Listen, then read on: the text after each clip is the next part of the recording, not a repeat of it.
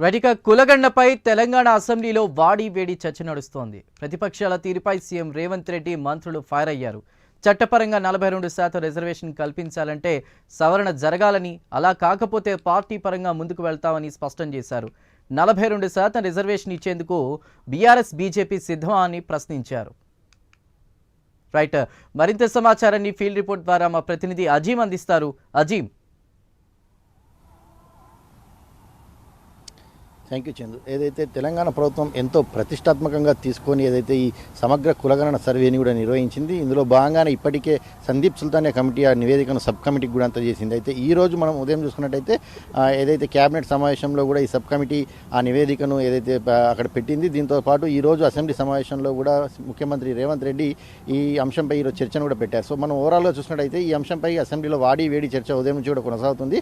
మొదట ఉదయం అసెంబ్లీ ప్రారంభం కాగానే ఇంకా క్యాబినెట్ సమావేశం నడుస్తుంది. మరికొంత సమయం కావాలని చెప్పి శ్రీధర్ బాబు స్పీకర్ని సమయం కోరడంతో మధ్యాహ్నం 2 గంటల వరకు అసెంబ్లీని వాయిదా వేశారు. ఆ సమయంలో ప్రతిపక్షాలు తీవ్రస్థాయిలో మండిపడ్డాయి. ఎందుకు ఇంత తొందరగా చేయాల్సినటువంటి పరిస్థితి ఏర్పడింది? క్యాబినెట్ ఒకరోజు పెట్టుకొని తర్వాత రోజు ఏదైతే ఈ కులగణన సమగ్ర సర్వే దానికి సంబంధించిన దానిపై చర్చ పెట్టవచ్చు. ఎస్సీ వర్గీకరణకు సంబంధించి ఇంకొక రోజు చర్చ పెట్టే అవకాశం కూడా ఉంది కదా.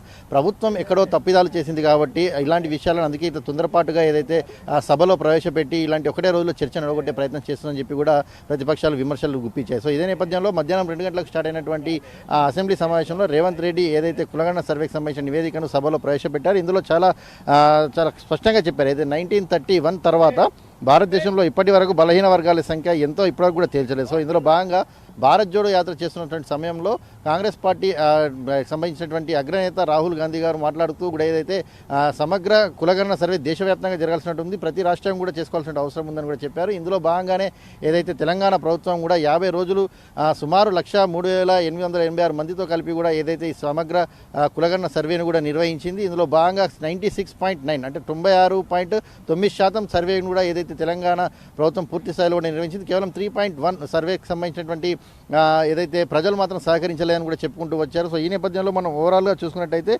ఈ సర్వేకి సంబంధించి 160 కోట్లు ఖర్చు చేసి ఒక నిర్దిష్టమైన పకడ్బందీగా నివేదికను రూపొందించినట్టు కూడా సీఎం రేవంత్ రెడ్డి సభలో చెప్పడం కూడా జరిగింది. 50% ఉన్న బీసీలకు సముచిత గౌరవం కల్పించేందుకు ఈ నిర్ణయం తీసుకున్నామని, దేశానికి ఆదర్శంగా నిలిచేలా నివేదిక రూపొందించామని చెప్పి కూడా రేవంత్ రెడ్డి చెప్పుకుంటూ వచ్చారు. అలాగే కేటీఆర్, కేసీఆర్, హరీష్ రావు, పద్మారావు, డీకే అర్నలు కులగణన సర్వేలో ఎక్కడ కూడా పాల్గొనలేదని చెప్పి, ఎందుకంటే భూముల వివరాలు చెప్పాల్సి వస్తుందనే కేసీఆర్ కుటుంబం సర్వేలో పాల్గొనలేదని చెప్పి కూడా రేవంత్ రెడ్డి అసెంబ్లీలో నేరుగానే వారిపై విమర్శలు గుప్పించిన పరిస్థితి మనం చూసాం. ఇక బీఆర్ఎస్ చేసిన అంటే గతంలో ఏదైతే 2014లో బీఆర్ఎస్ ప్రభుత్వం ఏర్పడిన తర్వాత సమగ్ర కుటుంబ సర్వే చేసింది. కుటుంబ సర్వే వివరాలు ఇప్పటికి కూడా బయటికి పెట్టలేదు. ఎందుకు బయటికి పెట్టలేదనే ఒక విషయాన్ని ఇప్పటికీ సీఎం రేవంత్ రెడ్డి అటు బీఆర్ఎస్ పార్టీకి సంబంధించిన నేతల్ని ప్రశ్నించడం కూడా జరిగింది. అసలు ఎందుకు అసెంబ్లీలో కూడా ప్రవేశపెట్టలేదని చెప్పి కూడా తను ప్రశ్నించడం జరిగింది. ఇప్పటికైనా సరే కాంగ్రెస్ పార్టీ స్థానిక సంస్థ ఎన్నికల్లో 42% బీసీలకు సీట్లు ఇవ్వడానికి సిద్ధంగా ఉంది. మరి బీజేపీ, బీఆర్ఎస్ రెండు పార్టీలు సిద్ధంగా ఉన్నాయని చెప్పి కూడా ఏదైతే సూటి ప్రశ్నను కూడా అటు రేవంత్ రెడ్డి విసరడం కూడా జరిగింది. సో ఈ నేపథ్యంలో మనం చూసుకున్నట్లయితే బీజేపీకి సంబంధించినటువంటి నాయకులు మాట్లాడుతూ కూడా సభలో కులగణన సర్వేలో బీసీలను తక్కువ చేసి చూపిస్తున్నారనే ఒక అనుమానం కలుగుతుంది. ఖచ్చితంగా ఈ సర్వే మరొకసారి చేయాల్సిన అవసరం ఉంది. లోకల్ బాడీకి సంబంధించిన ఎన్నికలు కూడా 6 నెలల తర్వాత పెట్టినా మంచిదే. మరొకసారి ఈ సర్వేను చూసుకోవాల్సిన అవసరం ఉంది. కేవలం రాజకీయ లబ్ధి కోసం మాత్రమే కాంగ్రెస్ ప్రభుత్వం రేవంత్ రెడ్డి ఈ సర్వేలు చేసి రాజకీయ ఏదైతే ఎన్నికలు వస్తున్న సందర్భంలోనే ఈ సర్వేలను ముందుకు పెట్టిందని చెప్పి కూడా అటు విమర్శలు చేస్తున్నటువంటి పరిస్థితి మనకు కనిపిస్తుంది. సో ఓవరాల్గా బీసీలకు కాంగ్రెస్ పార్టీ పెద్ద ఎత్తున ఎక్కడ కూడా సీట్లు ఇచ్చిన పరిస్థితి అసెంబ్లీలో కనిపించలేదు.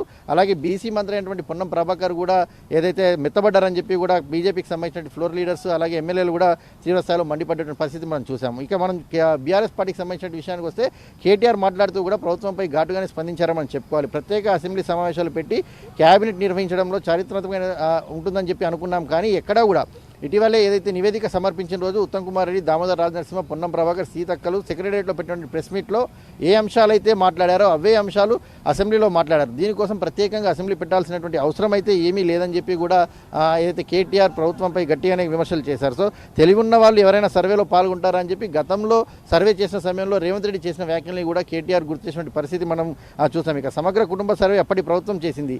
సమగ్ర కుటుంబ సర్వే అధికారికంగా వెబ్సైట్లో పెట్టడం జరిగిందని చెప్పి ఒకవైపు బీఆర్ఎస్ చెప్తున్నారు, మరోవైపు పెట్టలేదని చెప్పి అటు కాంగ్రెస్ పార్టీ కూడా విమర్శలు చేసిన పరిస్థితి మనం చూసాం. ఆనాడు సమగ్ర కుటుంబ సర్వే ప్రకారం బీసీలకు సంబంధించిన జనాభా 51% ఉంది. అలాగే మైనార్టీలను కలుపుకున్నట్టయితే 10% కలిపి 61% ఉంది. కానీ ఈ రోజు ఎందుకు సమగ్ర కులగణన సర్వే చేసిన సమయంలో 46%, 47% మాత్రమే బీసీలకు సంఖ్య కనిపిస్తుంది అని చెప్పి కూడా వారు ప్రశ్నిస్తున్నారు. అంటే సుమారు 7% బీసీలకు సంబంధించినటువంటి జనాభాను తగ్గించడం జరిగిందని చెప్పి కూడా విమర్శలు చేస్తున్నారు. సో ఓవరాల్గా మనం చూసినట్టయితే గతంలో 10% మైనారిటీ, బీసీలో 51% అంటే 63% ఓవరాల్గా ఉండేది. కానీ ఈసారి కేవలం 61% ఉండేది. కానీ ఇప్పుడు ఓవరాల్గా తగ్గించడం కూడా జరిగింది, 56గా చేశారని చెప్పి కూడా విమర్శలు చేస్తున్న పరిస్థితి బీఆర్ఎస్ నాయకులు కనిపిస్తుంది. సో మరి రేవంత్ రెడ్డి అయితే ఎక్స్ప్లెనేషన్ ఇస్తున్నారు దీనికి సంబంధించి. అలాగే ఎస్సీ వర్గీకరణపై ఎలా ఉంటుందనేది కూడా చూడాల్సి ఉంటుంది. Chandu. Right Azeem, thank you.